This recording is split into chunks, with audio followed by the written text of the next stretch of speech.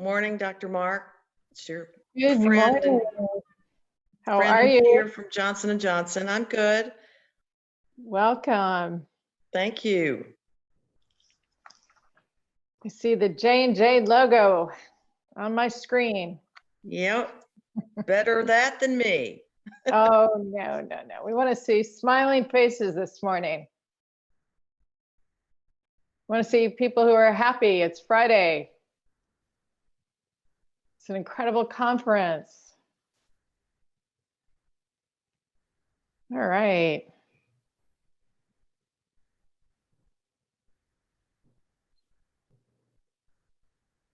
Now, Christina, you have a very interesting mask. Want to tell me about it?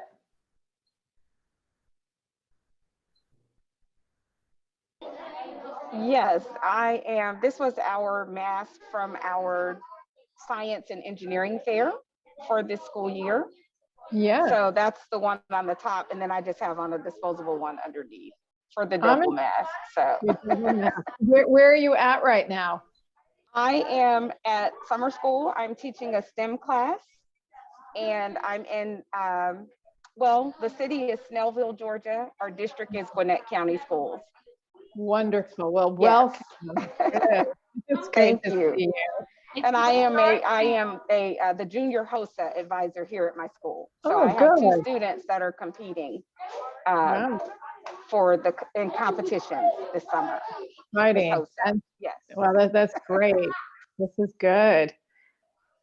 I'm going to give one more minute and then we're going to start because I want to get every single second that we can for this exciting session. We're going to do, usually it takes 3 hours and about 55 minutes. How's that? Think we can do it? I think so. We've been doing it. We've been doing it virtually for 1.5 years, which has been really incredible all over the world too. I'm in Vermont. We've completely opened up, even the schools. No masks, no distance.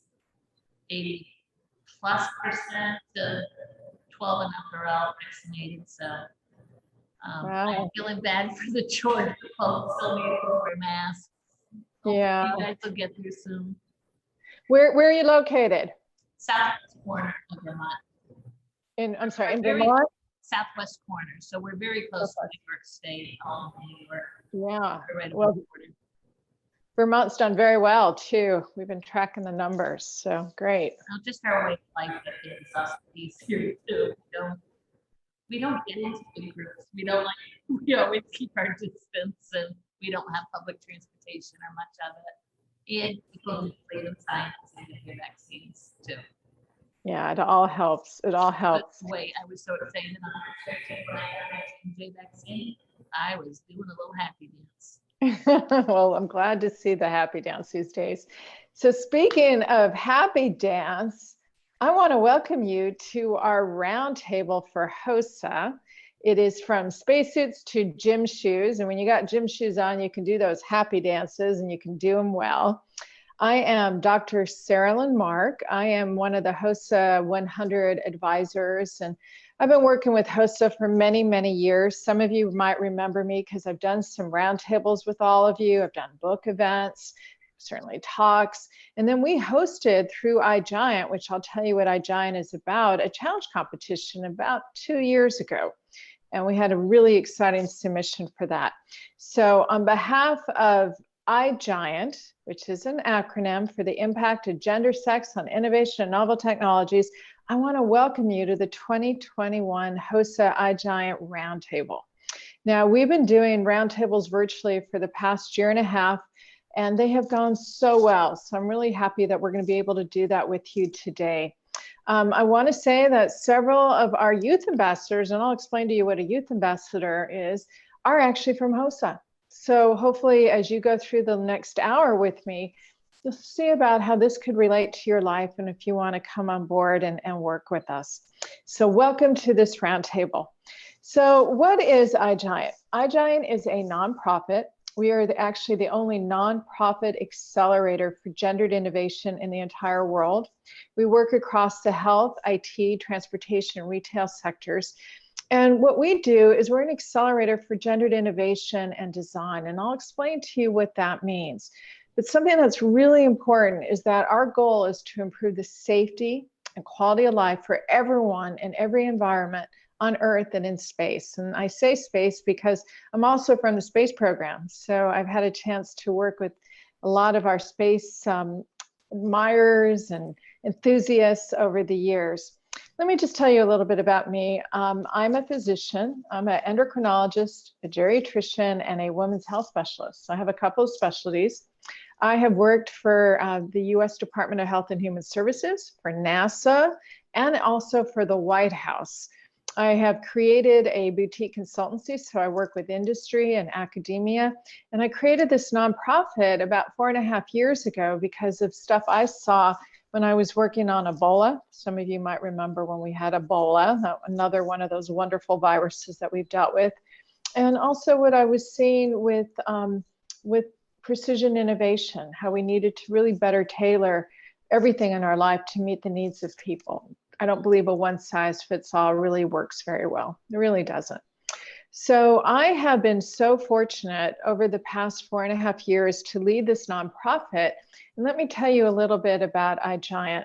Our mission is to accelerate the translation of research into gender and sex specific design elements, such as a product like these spacesuits and gym shoes, policies such as an inclusion, protocols. How do you train astronauts, for example, so that you can do a good spacewalk? How do we train you so that you can play sports and not get injured? So really, you know, looking at protocols of what we need to do to stay well on this planet and in space. And also programs, so a lot of educational programs. And it's been really exciting because a lot of what we do through iGiant is really education. So what do we do in iGiant? iGiant, we have roundtables like what we're going to do today. And the purpose of a roundtable is to share awareness and hopefully some best practices and to empower all of you to be ambassadors, to go back to your communities, to tell people about what we talked about. We also have seals of approval for products. We have corporate counsel. We also, as I mentioned, have that challenge competition. And what we do is we put a challenge out there so that we get students to compete for a monetary prize as well as connection to key leaders. The winner of the iGiant HOSA Challenge competition from 2 years ago designed hospital gowns to better fit men and women. And she received money, which is always nice, but we also connected her to designers who could help make that dream become a reality. So what we're going to do over the next little short of an hour is we're going to do a roundtable, and it's going to be very interactive. I want you to come off your mute when you're speaking, and I want to see all your faces. So let's come off blocking your video. I want to have your video out there, because if we were in person right now, we'd all be working with each other and we'd all be interacting with one another, and it's really, really exciting. What we're going to do over the next hour is we're going to talk about how sex and gender impacts our lives. So let me give you a definition. So the National Academy of Science defines sex as the biological construct of what deems one as male or female. Gender is more that psychosocial, but as we know, since we're part of HOSA, we interact with the environment, and that's called epigenetics. And epigenetics interacts with our genes. So it's a little more fluid. So we take a non-binary approach. Everybody is welcome, however one identifies themselves. And what we're trying to do is provide the best resources and opportunities and tools so everyone can live well, work well, and enjoy their lives to the best of their abilities. So we have about 20 some people. And what I'd like to do is let's just do a round robin where everyone can say their name and where they're from. And then we're going to start our dialogue. Can we do that? So Alexandra. Hi, my name is Alex and I'm from Chicago. Welcome, Alex. What year are you? I'm a junior, or rising junior. Rising junior, great. Also state what years, you guys, where you're from. Catherine Slade. Hi there. I'm on there twice. I'm at my classroom. I'm a teacher, medical professions teacher in Bennington, Vermont. And you can see just the ceiling of me. I've got a couple students in here right now, and a few are taking a test right now. So you guys speak up. Hi. That's Jade. She's from Shaftesbury, Vermont. Okay. And they're both from right around Bennington. Great. Well, welcome. Good luck with the test. Lillian? Hi, I'm Lillian. I'm from Lafayette, Louisiana, and I'm going to be a junior in high school. Wonderful. Elizabeth? Hi, Hi, Elizabeth. I'm Elizabeth, and I'm from California, What part of California? Southern. Southern California. And what year are you? I'm a rising sophomore. Great. I love it. Am I going to pronounce this name correctly? Jazana? Did I get that right? Jashana. Jashana. I'm so sorry. That's fine. Okay. Yeah, so I am in Missouri, Mhm. and so I'm an advisor with Columbia Public Schools. Welcome. Vivek? I'm from Atlanta, Georgia, and I'm a rising freshman. Excellent. We got Catherine again. Christina? Christina, I am Christina Larkins. I am a junior HOSA advisor at Shiloh Middle School in Snellville, Georgia. It is right outside of the metro Atlanta area. Great. Thank you. And love the mask. Isabel? Isabel? Hi, I'm Isabel. I'm going into senior year and I'm from Puyallup, Washington. Wonderful. Welcome. And Ms. Ann Powell from J&J. Good morning. I'm Ann Powell with Johnson & Johnson Healthcare Systems, and I'm on the HOSA 100 Executive Board as well. Thank you, Ann. Shanika? Hello, I am a rising sophomore and I live in Florida. And Great. Thank you for joining us. Aretha? Hi, my name is Aretha. I'm a rising freshman and I'm from Houston, Texas. Fantastic. Amelia? Sorry, I accidentally turned my video off. Hi, everyone. I'm Amelia. I'm a rising junior from Santa Clarita, California. Thank you for joining us. Esha? I'm Isha. I'm from Columbus, Indiana, and I'm going to be a junior next year. Welcome. Maria? Hi, my name is Maria. I just graduated from high school and I'm from New Jersey. Where are you going next? I'm going to go to community college for a 2-year nursing program. Wonderful. We need nurses. Welcome. And then I hope I pronounced your name correctly. Ayomide? Did I get that right or half right? No, it's Ayomide. Oh, I completely ruined it. I am so sorry. But hi, my name's Ayomide and I'm from Georgia and I am a rising sophomore. Wonderful. So all of you can see that we have people from all over the country and from different student levels and different interests. So this is going to be a really dynamic discussion. So to get us started, I just want to ask you 4 questions. And I want you to think about this because when we come into doing the roundtable, each one of you is going to participate and you're going to share your experiences from kind of your personal viewpoints and what you've seen out in the world.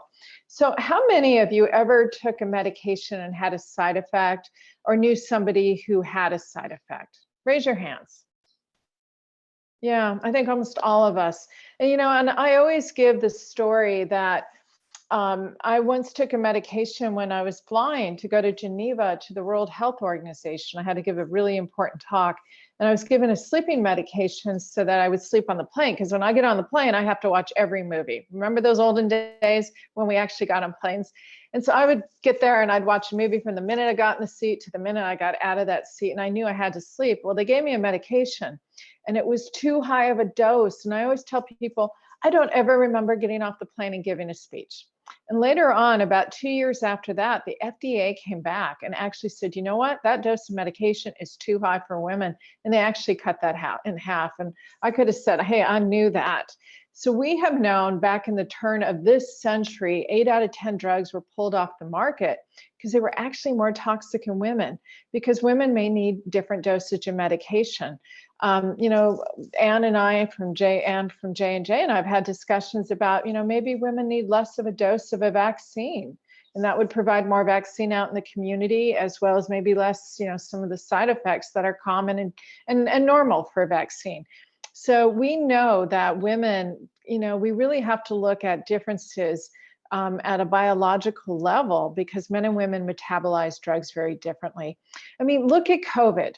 All of us have been impacted by COVID, and we see that higher mortality rates in men, except if you are a Black woman, you have a higher mortality rate compared to a white man. So we know that not only is sex and gender important, but race and ethnicity and age is also very important.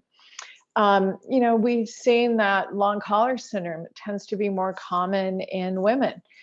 There's some cases of heart inflammation that we're seeing right now, and we tend to see it very, very few cases, but we've been seeing it more in guys rather than compared to girls.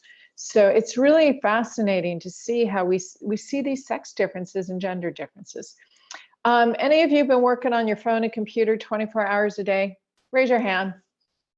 Yes. I led last night, I kid you not, a 4.5 hour workshop.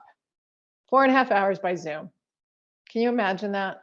4.5 hours. I'm still getting over that experience. But we are on our devices all the time. And what we know, and this is really fascinating, is that women have greater tactile sensation, greater touch in their fingertips compared to guys. So what does that mean when you're working with your device? It means that you actually have to push harder for the device to register, because your sensation, if you're a female, is so good that you think you're pushing down hard enough, but the device isn't registering it. So imagine you're doing it over and over and over. And we're seeing repetitive stress injury. Like I'm seeing it in my, I am left-handed, but I use my devices with my right. I'm seeing it in that. I have almost like carpal tunnel now after 1.5 years of just completely working on my devices. This is really interesting. We also, for some of you who want to go into nursing or medicine, the electronic health record is something you're going to know how to use very well. But we learned that the electronic health record actually has an inherent bias, and that bias is more for men. It's designed for the way a male brain thinks, which is fascinating.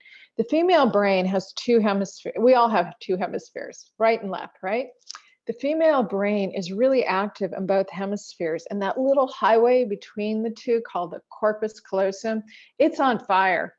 And you know, women are processing information with both hemispheres, and the electronic health record is actually designed for more of the way a male brain works. So what's the end result of that?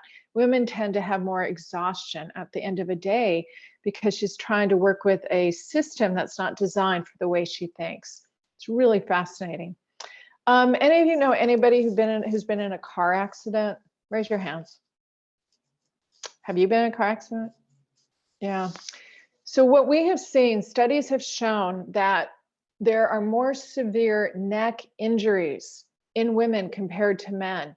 And that's because women may have less muscle strength in her neck, but also because the car is designed really for the way a man sits in it, the ergonomics for a man. So think about when you get into the car next time, like, where's your headrest? Is it hitting your head? Is it hitting your neck area? Is it giving you support? Generally, it's designed more for a man. And what we even saw was crash test dummies. You know, we use those crash test dummies to see how safe a vehicle is. They've actually been designed for the body habitus of a man. It wasn't until recently that they even began to think about a female body. So very, very interesting. So we know in the transportation world that there's significant inequities that we have to address because it impacts safety. So let's talk about retail. Let's talk about retail. All of you, do you have your gym shoes on right now? Raise your hand. No, no shoes, slippers? Yeah, I'm seeing yes. Okay. Well, you know, it's really interesting because I saw an article yesterday that there's a focus now to go to gender neutral clothes. Now, if you go into some stores, they're not having like the boys section or the women's section, but it's actually gender neutral. And there's some value to that. I give that. Generally, sometimes female clothes are more expensive than boys' clothes, which I think is really bad. Same thing if you go and get a haircut, female haircut tends to be more expensive than a male haircut. And products, we've seen that, we call it the pink tax. But what we're noticing is that body proportion, and what do we call that? We call that anthropometry. I want you to write that down, anthropometry. And that is body proportion. And we know movement impact how well your clothing fit. It's really fascinating. So it's not just, small, medium, large, but it's actually looking at body proportion. Women tend, for example, to have bigger hips. So why should those pants be designed the same way? Look at your face masks. All of you have face masks, right? And you have had them. The face masks are actually designed for the male face. And we have N95 respirators that we've worn in our hospital. I have my stash of all my, PPE over to the left of me. And my N95 just never fit my face. So I would have to wear like a face shield over it and another mask over it.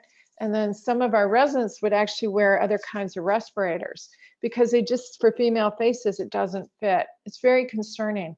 Also, the boots may not fit, or the gloves may still be too big, even if you go to the smaller glove. So we know that that can cause serious injury. I mean, that was part of the reason for me wanting to create iGiant after what I saw with Ebola, is that those on the front lines were getting infected because when they were taking on and off their protective equipment, the equipment just didn't fit their bodies and they were getting infected. So I want you to think about, like, when you put your face mask on to go out, think about how well it fits you. We've also heard about shoes. I've talked about that.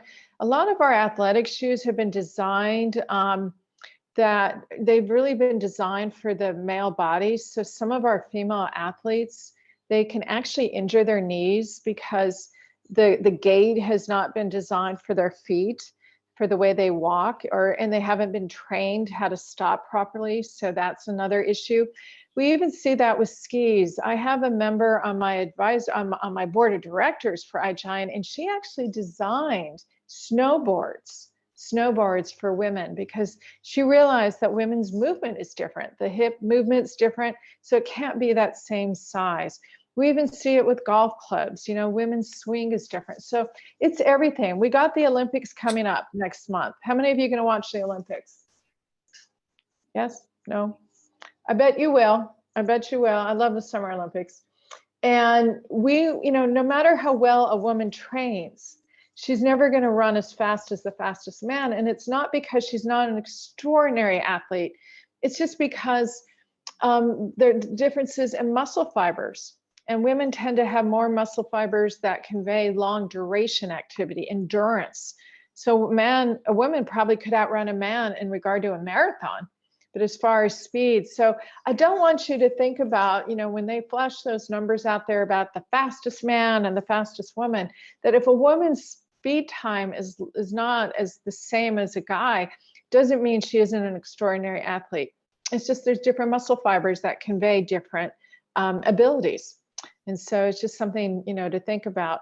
So we can go into all those details. iGiant, as I mentioned, my nonprofit, is hosted roundtables like this. I think this is going to be like our 84th roundtable that we've had. We've had many summits. We had a design summit in April. We're going to actually have a sports summit. All of you are invited to participate in that. And that's going to be August 18th. August 18th. So, let me know if you're interested. And it's, really in honor of the Olympics. We've had summits with our space program. And we actually even did a challenge competition with our space program to design modular spacesuits, because as the body goes into space, the body changes and men and women change differently. So imagine having a modular spacesuit so that they actually fit you. And what we're going to do now, and I'm looking at the time, it's 10:51, we're going to do a mini roundtable. Now, some of you have probably been in my sessions before where we broke you into smaller groups. We're going to do this all together, and I'm just going to kind of do a quick round robin and have you share with us some of, how you see sex and genders impacted your life. When I've done roundtables on college campuses, some of the students have talked about, when they've had a sports injury and they've gone in to be trained, that they're being trained, like if a young woman has come in and she's been a ballerina and she had a sports injury, or dancer, she's being trained the same way for physical therapy as a football player. And yet she knows her body's different. So that just doesn't make sense, does it? We had another student, and I love this one, who said, how come women's clothing don't have pockets? I want pockets so I can put my keys and my phone and everything else in there. And then I read this year, a 7-year-old girl wrote Old Navy to complain about it, and why she couldn't have pants with pockets when all the guys around her had them. So you know what Old Navy did is they sent her pants with pockets and did some redesigns. So we know we can influence what's out there. So with that, let's kind of do a quick round robin. And, you know, Anne, you've been with us, you've been part of many roundtables. Why don't you kick us off and just give us an example of how sex and gender has impacted your world and your life? Well, I used to be very athletic when I was a bit younger, and I found that I water skied and snow skied and did a lot of things until I blew my knees out. But regardless of that, I found that the equipment for snow skiing was definitely tailored around a man.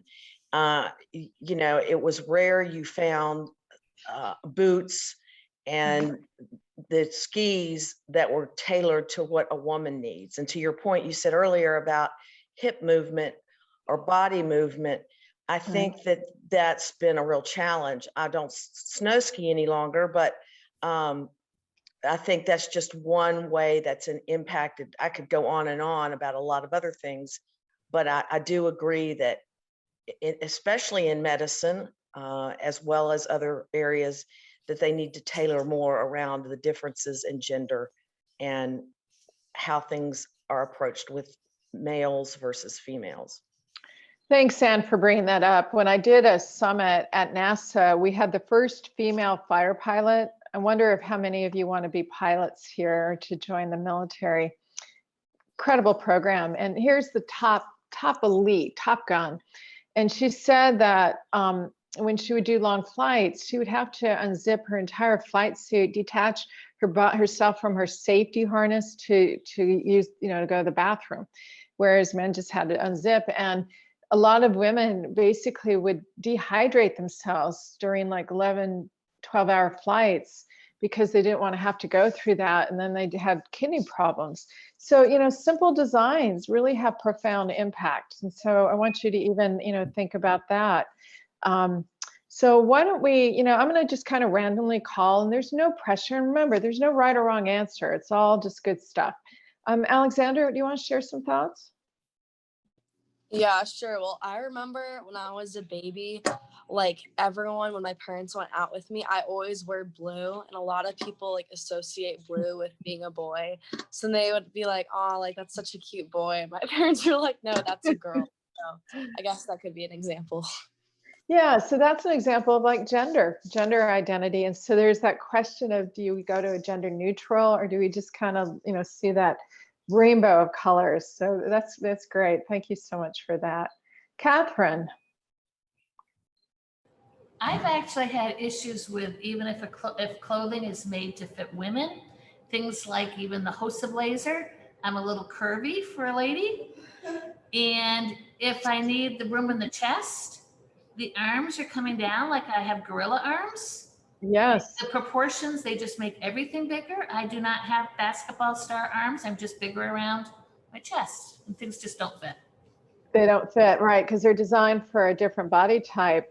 Thank you. I see we have two new people join us. Kayla, tell us where you're from, what year you are, and share an example with us. Hi, I'm Kayla. I'm an incoming sophomore, and I'm from Southern California. You said to share an example, right? Yes. Mm-hmm. There's not too much that I can remember, but I guess like you said earlier, like how like women's clothing is kind of different with like no pockets, and I found like how it's like women's products are like a lot more expensive than men's, especially like clothing when you're like going shopping. It's like, as you said, there aren't really pockets. It's a lot like, it's like really expensive compared to like boys' clothing, and like also like women's hygiene's products are like advertised differently with like different fragrance and stuff like that, and they're also a lot more expensive, I find. So yeah, so there's these, we call them the pink tax, the inequities. Yeah, really very, very important issues. You know, as you're talking, I'm thinking about, because I'm looking at some of the equipment in your room there. You know, we've done roundtables with physicians and a lot of, and dentists, and a lot of the physicians and dentists have said, the female ones, that the equipment is really designed for a man's hand, and it doesn't fit their hands. And not only that, for the way they move. And so they're developing a lot of arthritis, or what we call arthropathies, and some of them have actually left the practice.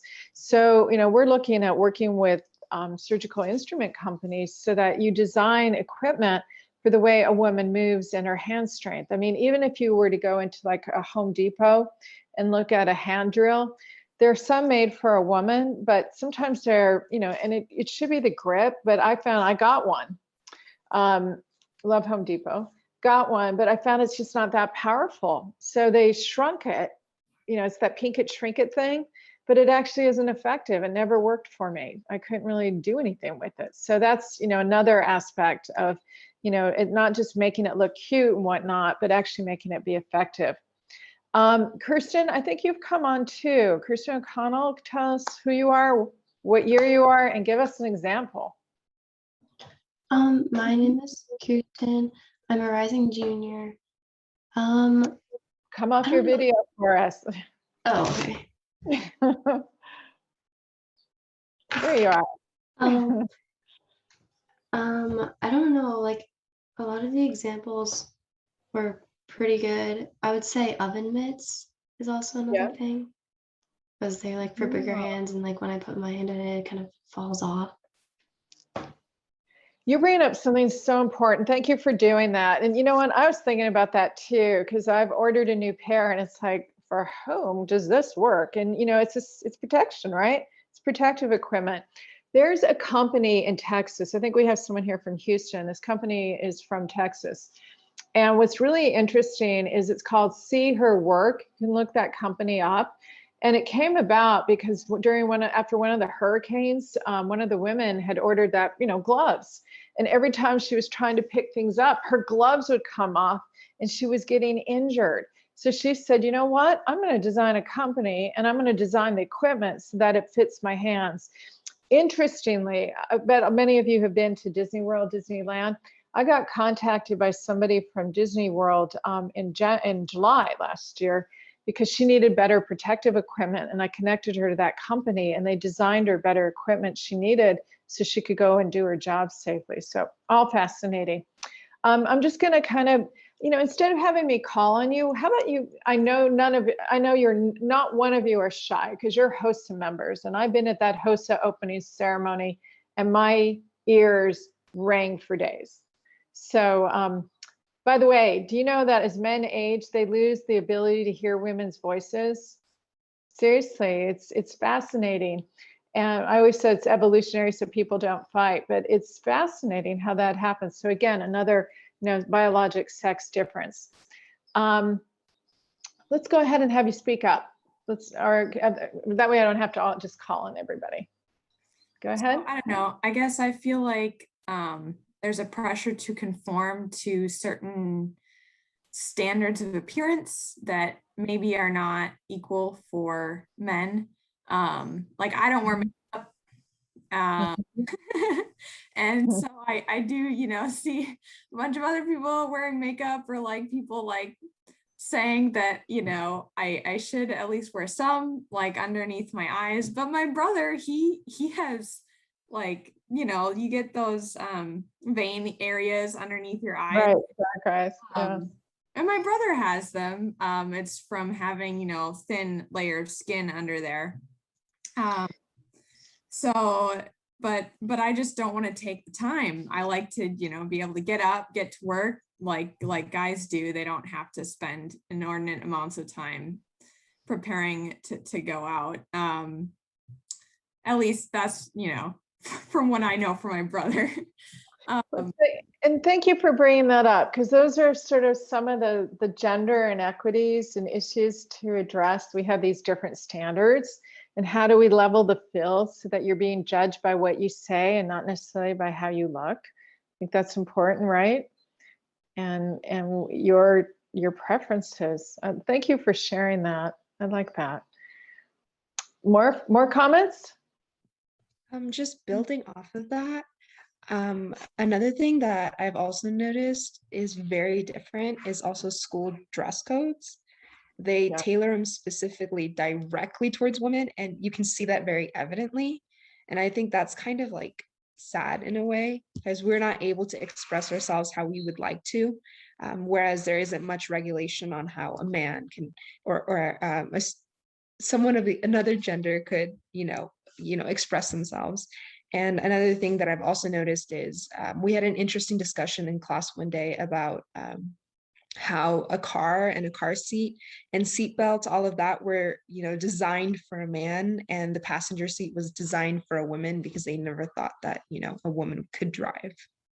That's a really, really good point. And first of all, is it Prishna? Did I pronounce that correctly? Okay, I got a few names right today. Good, good. Tell us what year you are in and where you're from. So I just graduated high school, and I am from Southern California. And where are you heading next? I'm going to UPenn. Wonderful. So you're coming out east, from the west to the east. Well, great. Welcome to the East Coast. You're bringing up something really important. I just read an article in The Guardian. So all of you take a look at The Guardian from yesterday. And it was about, we've all had roller suitcases, probably. We've used them to go on planes, trains when we traveled. Did you know that the roller suitcase was actually designed by a woman in like the 50s, but never got traction? And it was felt that we needed to have those old-fashioned carry the suitcase, because it was deemed, you brought up the issue of gender bias, that women would never carry her own suitcase. Her suitcases were going to be carried by men. And men didn't want to have roller suitcases. They didn't think it really was manly enough. And so, you see kind of how it slowed innovation, because you were dealing, again, sort of with these gender stereotypes, which are absurd. So thank you for bringing that up. Next comments. I have an example, which is mainly about shoes. And one day I was in the store trying to get shoes, and I have like larger feet. So I wanted to get these pair in a certain color, but I couldn't because my size was not available. So I had to go in the men's section, but they were not the shoes that I wanted, and they tended to be more expensive than the women's side. Isn't that interesting? So you had to, again, now it wasn't designed for your feet. I'm really glad you brought this up. So for the past year, when we weren't really out shopping, I wanted to get some new running shoes. And there is a brand, it's called Rika, that actually designs for women's feet.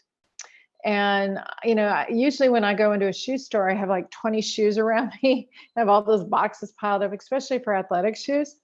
And so I thought, I'm only going to order one. I can't do this. So I ordered it, and sure enough, it fit. And I'm thinking, why did it fit?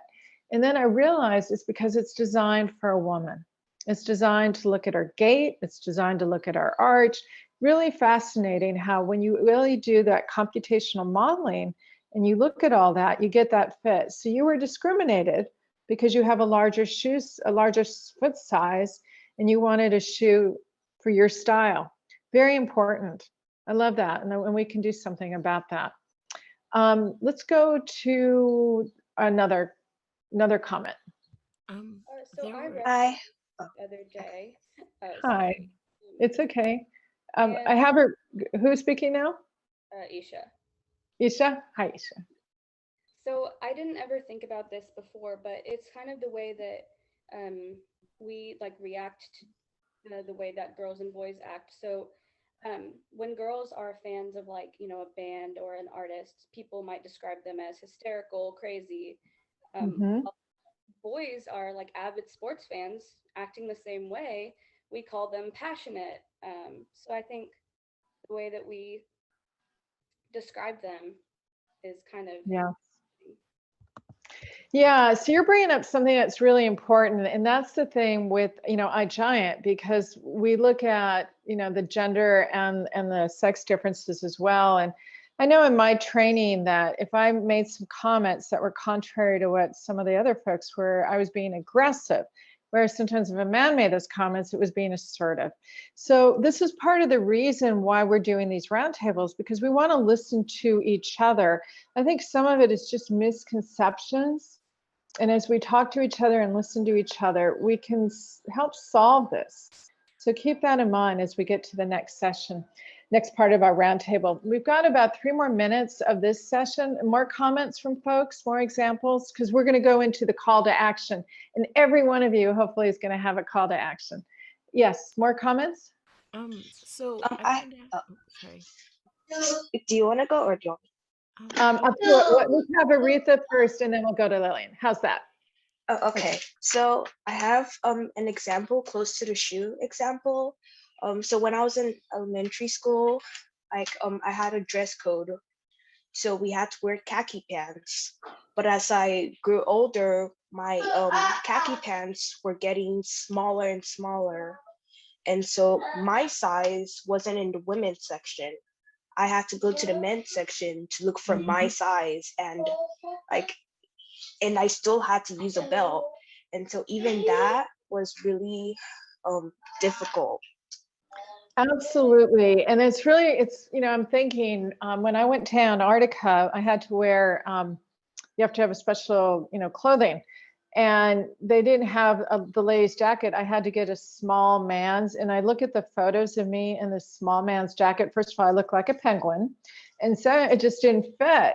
So yeah, where I'm hoping we will all go one day is to precision innovation, where we actually look at our body proportion and we're able to design clothing and equipment to meet our needs. Wouldn't that be remarkable? Lillian, you have a comment. I kind of have 2 separate but combined ones at once. Okay. So one is like the way it's so hard for some people to grasp that the distribution of strength between a man and a woman is different. Like they want to judge, like, can you lift 500 pounds?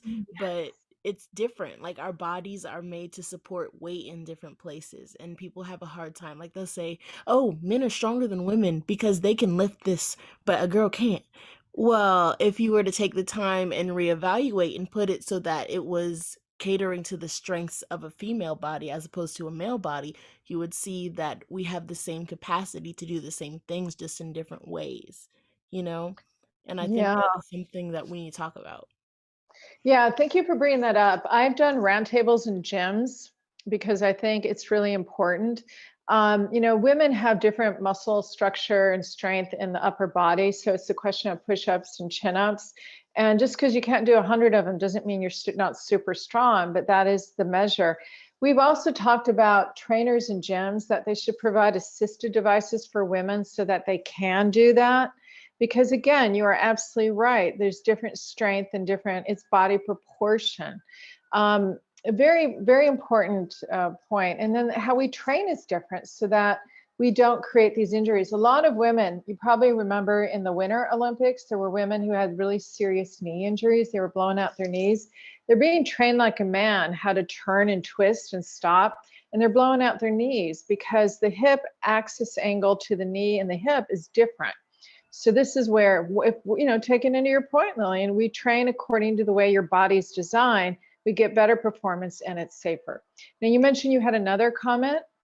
I do. It's kind of like in the medical field, whenever a woman comes in, especially I realize like for heart attacks, if a woman has symptoms of a heart attack, she's less likely to go to the emergency room for it because she thinks that everybody has this idea that she's overreacting, she's just feeling things, it's her period, you know, all those things that just make it to the point where if we don't speak out, if we don't speak up, our voices won't be heard and it can hurt us in the future. Yeah, you're bringing up something really important. I have done book events at HOSA. I have a book called Stellar Medicine, A Journey Through the Universal Women's Health, and you can find it on Amazon if you have time to read this summer. And I actually talk about that because that had a profound impact on my life. When I was in medical school, I had a woman come in. I was at Bellevue at NYU. and she spoke Spanish. We didn't, and she was just saying, oi, oi, oi. You know, she was in pain. And my resident told me that she's, like you said, just being hysterical, give her some Valium and calm her down and let her sleep. And that's what we did. And she was having a heart attack. And then we discharged her 6 hours later. She came back in full cardiac arrest. I'll never forget that, because that changed the way I saw things. Women present with heart disease differently. It's not atypical. It's typical for a woman. It could be jaw pain, shortness of breath, shoulder pain. It doesn't have to be like that elephant on the chest. And so we have this bias in our medical profession where sometimes women don't get the same level of care. And that also happens along race lines as well. We've seen that with COVID, where we've seen with Black populations higher mortality. And it's not just because people are presenting with more infection, it's because of the level of care. So very complicated, but very important issues. Yes, so let's do 2 more, and then we're going to do a call to action. 2 more comments? Oh, just to kind of add on to what Lillian said about medicine and health. I also noticed that like in society, women are expected, like birth controls are expected to be taken by women. And like a lot of like sex education is kind of catered to women, and how it's like, you need to take birth control to not get pregnant and all of that. And it's just a lot of like expectations from society, and it's a lot of pressure, you know, for a woman. And even like with the whole like, you know, pro-life or pro-choice, it's still like very pressuring for a woman to kind of like it's almost like she's trying to do what society expects her to do, and it's very hard for, you know, a woman to make decisions for herself. And just, you know, with like COVID vaccine, like a lot of women experience like more symptoms, and it's just for some reason it's so hard for society to kind of like differentiate how women feel as opposed to like, you know, side effects of medicine. It's just like they're in that one bubble. It's like, oh, they're emotional because of this, but it's just, you know, it's like there's so many other reasons that a woman can feel that way, but they just don't see it for some reason. Yeah, thank you, Maria, for bringing up these comments, because there is these inequities. I look at domestic violence. You know, we educate, tends to be women on domestic violence, but we need to educate partners as well. And the same for what you just said. It's a mutual experience. So these are important. It's good. What we're doing right now is we are just highlighting some of the stuff that we've seen in our lives, because once you raise awareness, then you embody it, and then you can actually do something about it. And if you're unconscious to it, it just continues. Let's take 1 more, and then we're going to do a very rapid round robin call to action before we have to end our session, which I wish we could have another hour with all of you. So 1 more comment in this area. One thing I wanted to add on to like what we were talking about earlier with the shoes and stuff. I also have a very like wide foot. I also have a really flat arch. So like shoe shopping is a total nightmare for me. Like my mom's ever like, let's go get new soccer cleats. I'm like, no, put it off as long as I can, because it takes like up to 2 or 3 hours to find the right shoe going from store to store to store. And one piece of personal experience that I had with like finding running shoes was a while ago in 8th grade, when we were doing the long distance race against like multiple junior high schools. I actually caused a stress fracture in my foot because I had the wrong shoe on, because it was just so hard to find the right shoe. And I actually was out for 3 months in a cast after that. And my doctor told me that's just because like you weren't wearing the right shoe, you weren't running, like the running was hurting you. And so after that, like my soccer team, I got dropped from my soccer team because I fell so far behind. And so that was like really saddening. Obviously I'm on a way better team now. Like I love my teammates. So that made me a better person, I think, just from that experience. But also just like knowing that like if I had just had a different shoe at that time, like my life would have been on a totally different path, is like a really strange thing to think about. So thank you for bringing that up. You remind me of something that happened to me. I'm from Colorado. I like to climb mountains and hike, and I was in the Great Smokies, and I got stuck on the top of a mountain during a rainstorm. And when I came down, the sole of my boot got washed away, and then I encountered a bear. I mean, it was just such a lovely evening. So I made my way out of the park, and I found a sports store near the park, and I was with a climbing team, and we all got new shoes, new boots, and they told me it was designed for a female foot, but it looked exactly like their boots, except it had chartreuse in it. And I wore these boots for a week. They were a bit uncomfortable, but I figured breaking in. I went to my NASA office that Monday wearing just a tiny little sandal. As soon as I stepped down, I tore the ligaments in my midfoot. and I was out. That did it. That was it. And then I learned that that boot, I called the designers in France and never returned my call. But then I called another company, by the way, it's not an endorsement, but it's Merrill. And they design space boots. And they said they do computational modeling. And they actually look at how a woman's foot is designed. So I have another climbing trip coming in 2 weeks back in Colorado. And I ordered online Merrill boots, put them on, fit perfectly. And it's because they're designed for a way a woman walks. Isn't that interesting? And we're going to go into this next section very quick, and I wish we had more time, but we'll get your comments. Hopefully you'll send them to me. Vivek, you had a really interesting comment about AI, because we know there's inherent bias in AI. AI can't sometimes read people of color's faces, sometimes women's faces, and actually, if you ever use your vocal AI, audio, it may even not pick up women's voices. So there's this inherent bias. But if we could use computational modeling effectively, we could design better tools for ourselves, better products. So where we're going into now with this very quick roundtable is we're going to do a round robin. And I want you each to share a call to action. Like, what are you going to do? Whether you're going to actually design something, you're going to talk to all your friends and neighbors about it, you're going to host a roundtable. And my challenge to all of you is you're all going to become youth ambassadors at iGiant. And we have a site on our website at igiant.org that gives a description of what a youth ambassador is. And in fact, we have several HOSA members. In fact, some of them are doing really exciting. In fact, all of them are doing great things. And one's going to MIT starting in the fall. So Vivek, share your comment, and then we're going to do a quick round robin with it about, what's your call to action? You on? I really don't know that much about women biases. So. How about, what about some of your thoughts in regard to, you had mentioned about, share your comment. Instead of me reading it, share your comment with us. My comment was, wait, let me scroll up to it. I said I think there should be a device that has an AI which is integrated in the hardware, and you could feed it information to about certain biases, and then it assesses the person's body, and then determines what type of clothing and what type of shoes and what type of things the person needs. And then maybe it could send it to a manufacturer or something, and yeah, they could order their shoes. So Vivek, that is brilliant.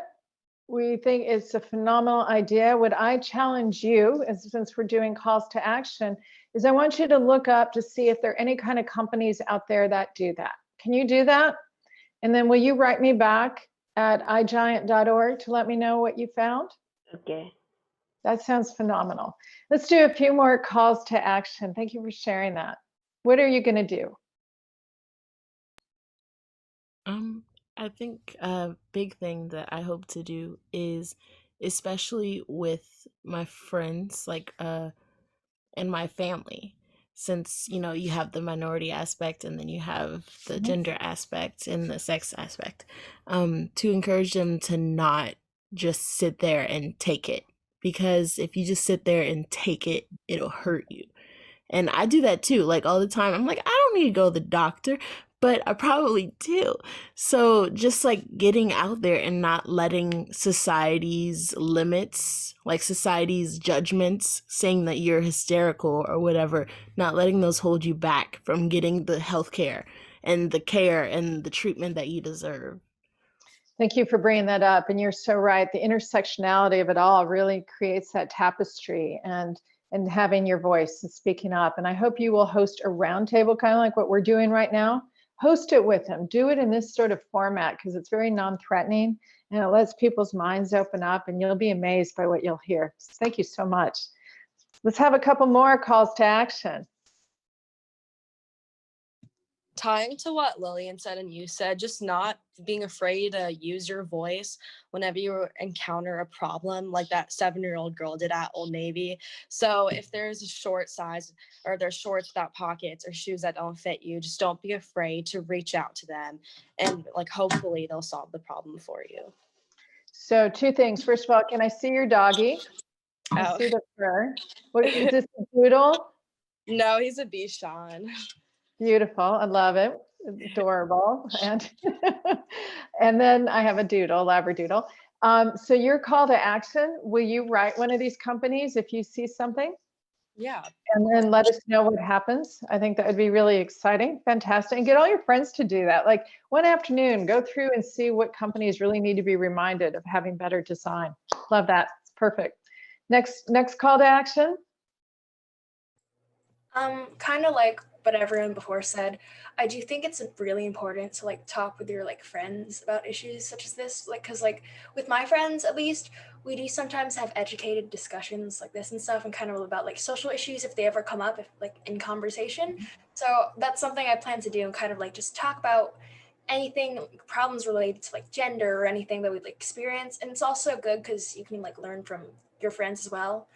And something else I plan to do is like educate my family, and I have a younger brother, so I think it's also like really important to educate like the younger generation, or just be a positive influence in other people's lives. And if they don't know about some of these issues, I think it's important to like bring it up, at least to like see what they're in, like what their thoughts are in it. Thank you. And do it as this roundtable. Now all of you now are youth ambassadors, basically. You're all ambassadors for iGiant, and you can use this format, and it's a really effective tool to do that. How about 2 or 3 more comments, and then we're gonna have to close this, unfortunately. I wish we could go on forever. 2 or 3 more comments?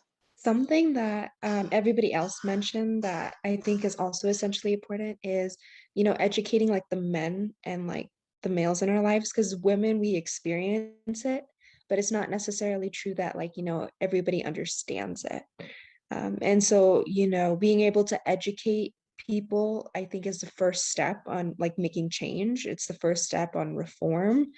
And if we do want to see a difference, raising the next generation, teaching, our male, like whether it's our boyfriends or our best male friends or our dads or uncles or whoever it is, I think focusing on even them to stand up for you as well is more important. So how are you going to do that? Well, I personally will talk to my closest guy friends and my dad and my uncles. And I think that would really show them, what we're going through, and how, it's not necessarily an inherently equal world, even though we deserve that it is. Absolutely. I thank you for that.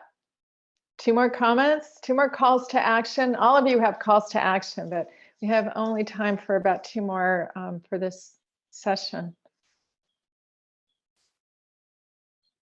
Speak up. What are you going to do? All right, I'm going to call you. Catherine, are you with us still? I'm sorry, you caught me. The kids just all came out of their test and they were filling me in on what was being asked and what they had to do and that kind of thing. So I missed your original call to action question. I was okay. What will your call to action be? How are you gonna educate your students about this? Well, I was actually just sitting there and discussing it, what you had gone over with us so far with the 3 that had been taking their midterm test.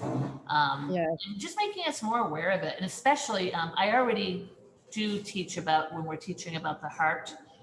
Yes, how about it. They're atypical. Again, I had a really good friend. She was just tired, like not normal tired like I don't feel like I can walk with my shopping cart to the end of the aisle tired, and only like probably about 40 years old, but a family history of heart disease. And she waited, she didn't see anybody. And she, by the time it had to, luckily didn't die, but had to have a big old open heart surgery and many bypass surgery done. So I'm always teaching about that, women do present things differently than males. Thank you. And then this is an important lesson for all our student ambassadors here. that when you're in class, ask your teachers, what are the sex differences or gender differences? So it gets them thinking, but everybody else in the classroom has to think as well. So thank you so much. I think we have, Luke has joined us.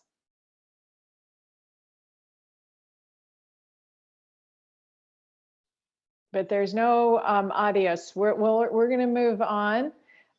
Isabel?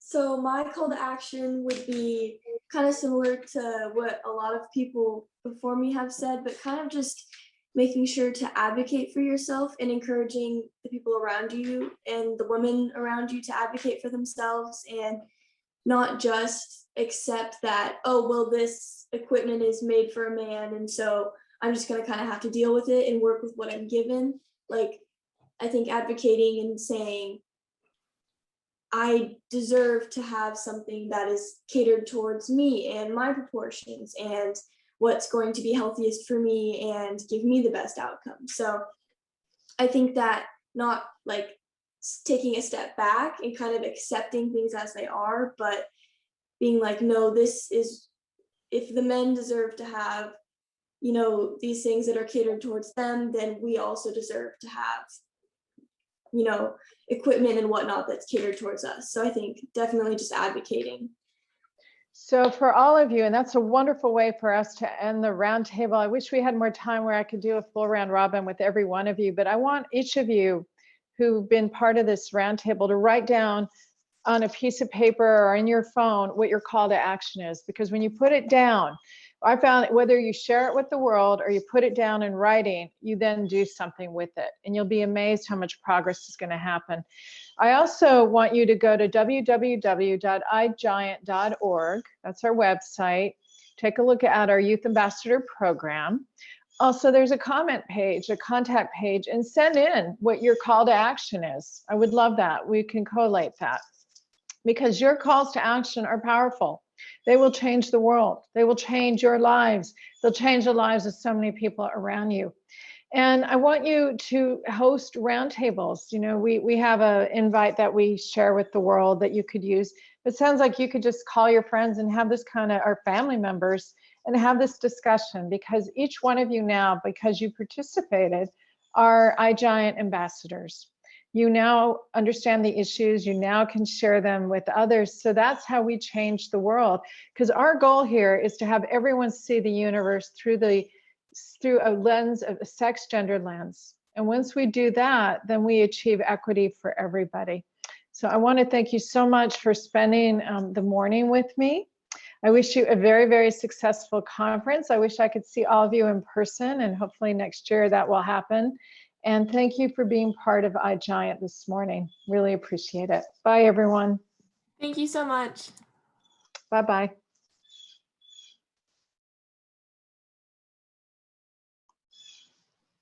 Thank you. Thank you.